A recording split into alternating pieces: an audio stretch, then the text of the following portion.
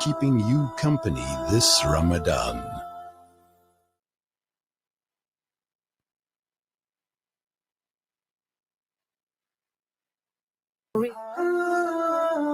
You are listening to Salam Media live from our headquarters in South Africa. This is Salam Media, keeping you company this Ramadan.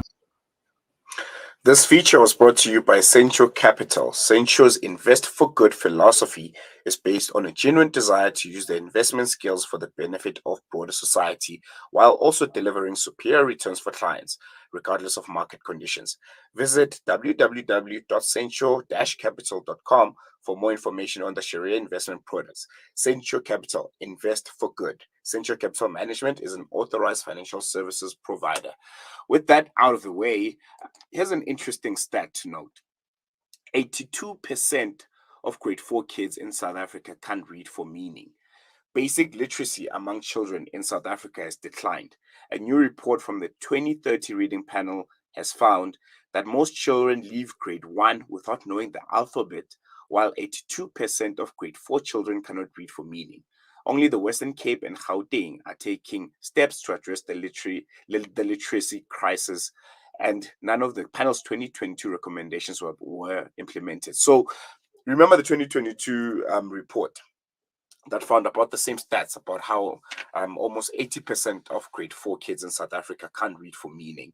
And most of the children that leave grade 1 leave without knowing the ABCs.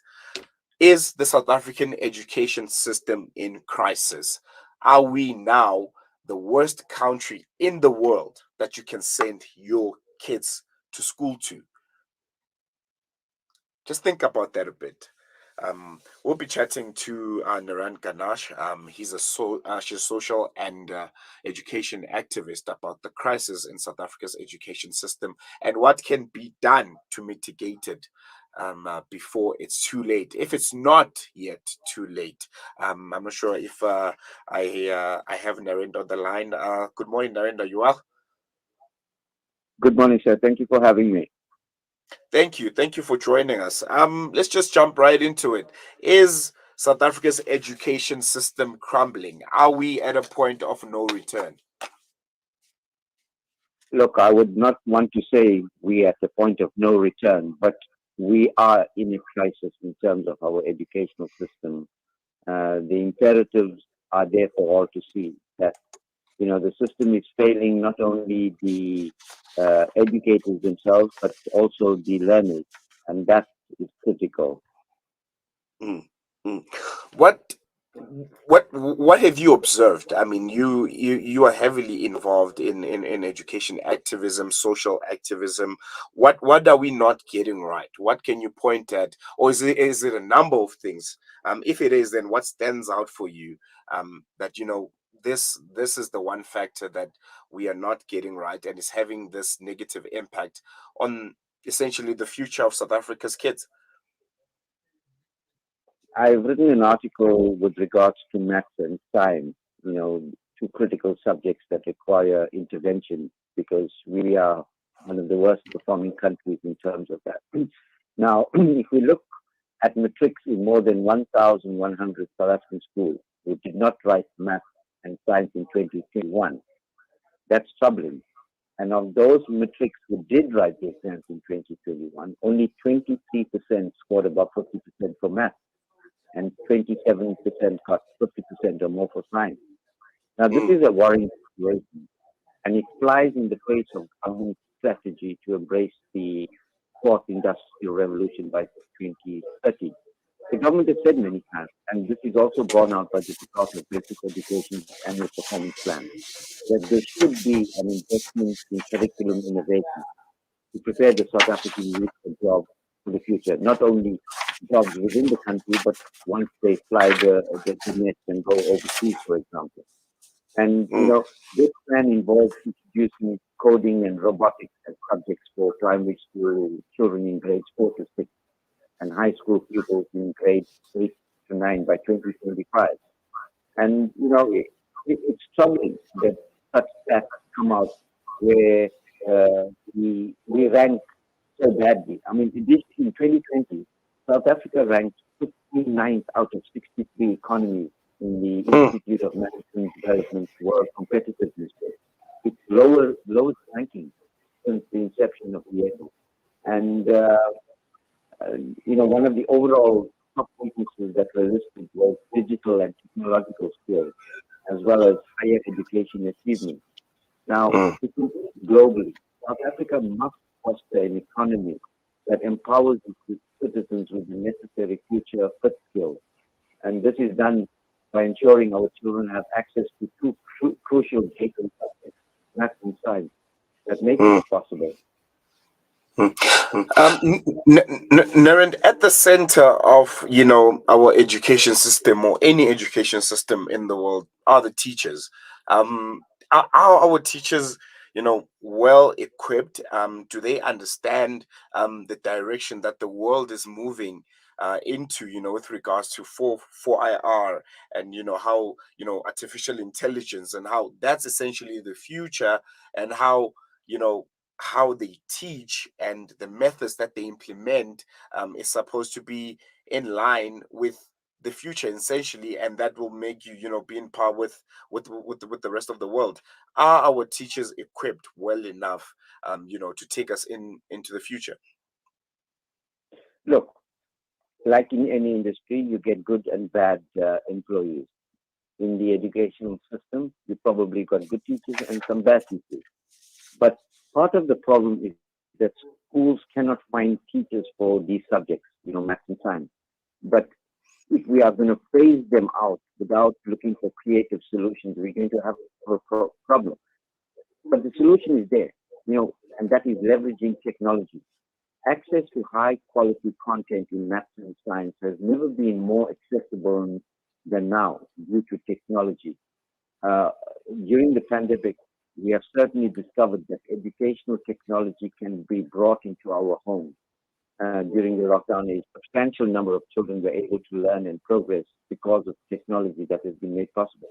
Understandably and admittedly, not every home, and we've got to take this into consideration very seriously, not every home can provide the congenial atmosphere for learning where technology is available, where and load shedding has to become a problem.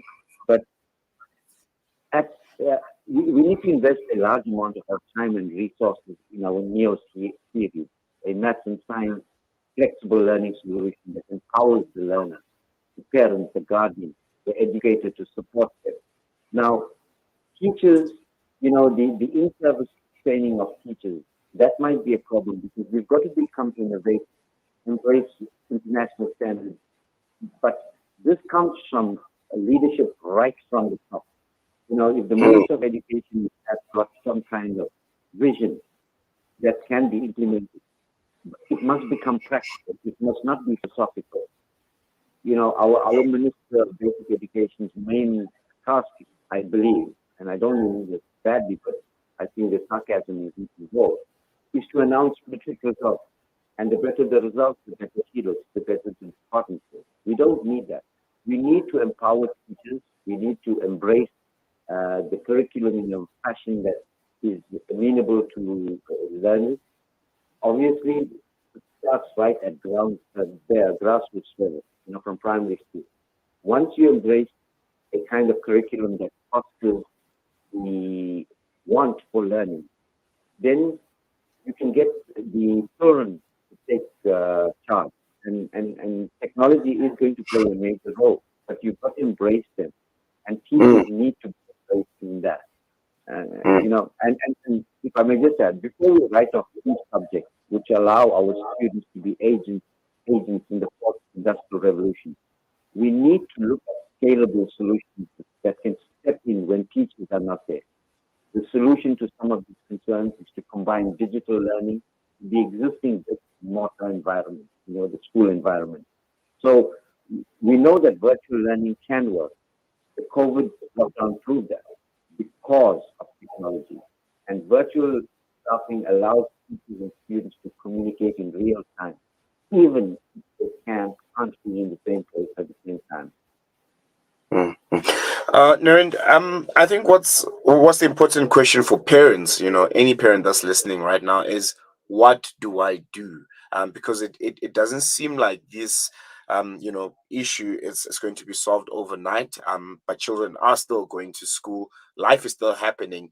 What can parents do right now at this moment, starting tomorrow, to try and mitigate this issue? Because it's putting the future of their kids in a balance. Your kids won't be able to be competitive to the rest of the world if the education that they get right here at home is not world class, essentially. Yeah. Look, we've got to take the socio-economic situation of South Africa in particular in consideration. There's a great number of parents who struggle to put bread on the table. I mean, that's their prime objective. So, and some work long hours. We need to understand that. So they cannot invest the time and effort in sitting with their children and helping them, with the work. But there has to be a paradigm shift. And you know, it's easy for us to blame the government, but the government has to be blamed. Education is the cornerstone of success for any country or economy, and parents need to start taking the time out to invest with the children, more especially from primary school level, because those are the formative years that engenders the spirit of learning. And we cannot shift the problem only to the parents because it's a multifactorial situation that we need to consider.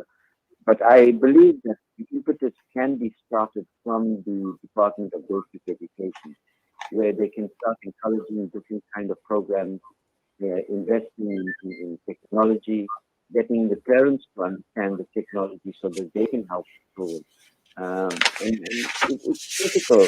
I've got a very strong passion for education and being a science graduate myself. I know how difficult those two subjects can be, maths and science.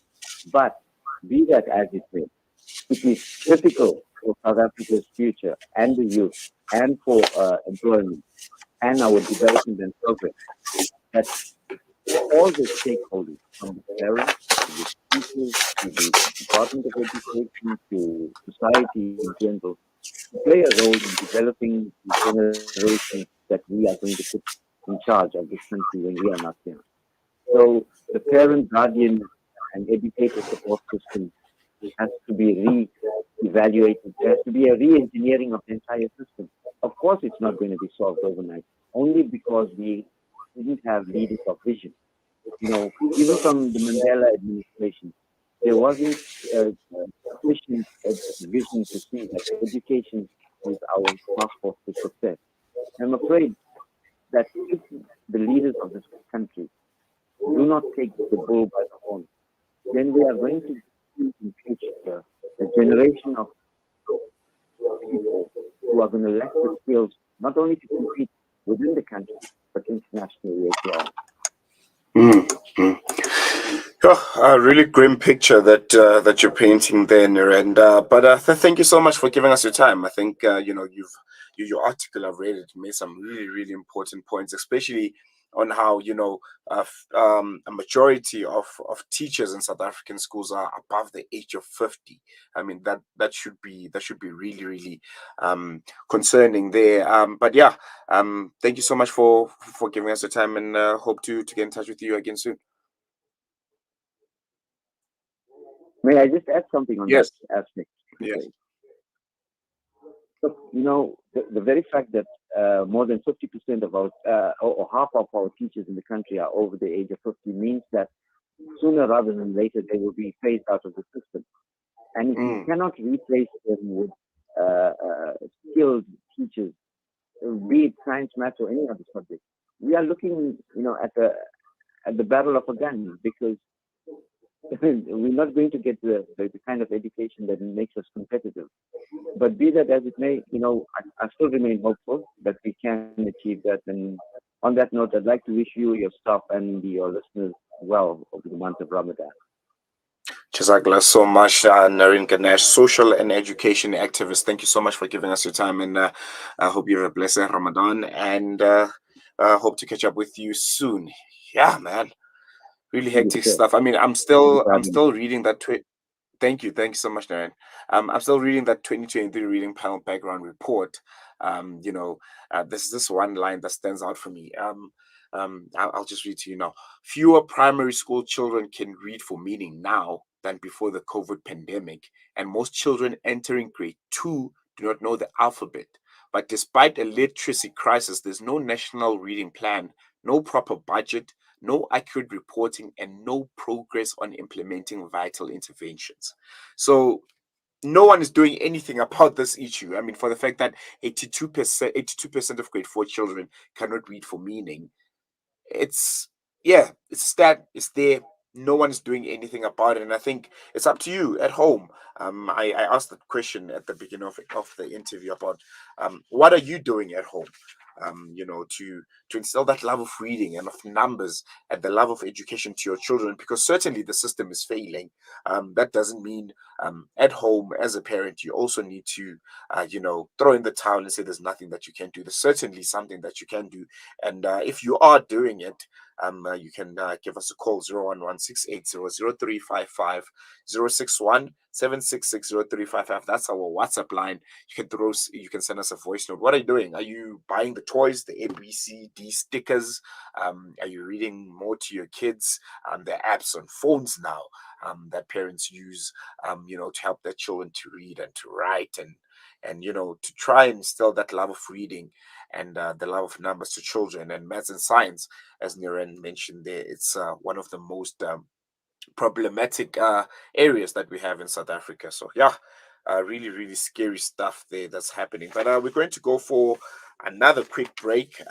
When we come back, we'll be chatting to Imtiaz Soliman. He's the Director and Portfolio Manager at Sentio Capital Management. They'll be telling us a bit about what they do and how they can help you to realize financial independency. But for now, we'll see you after the break. With so many investment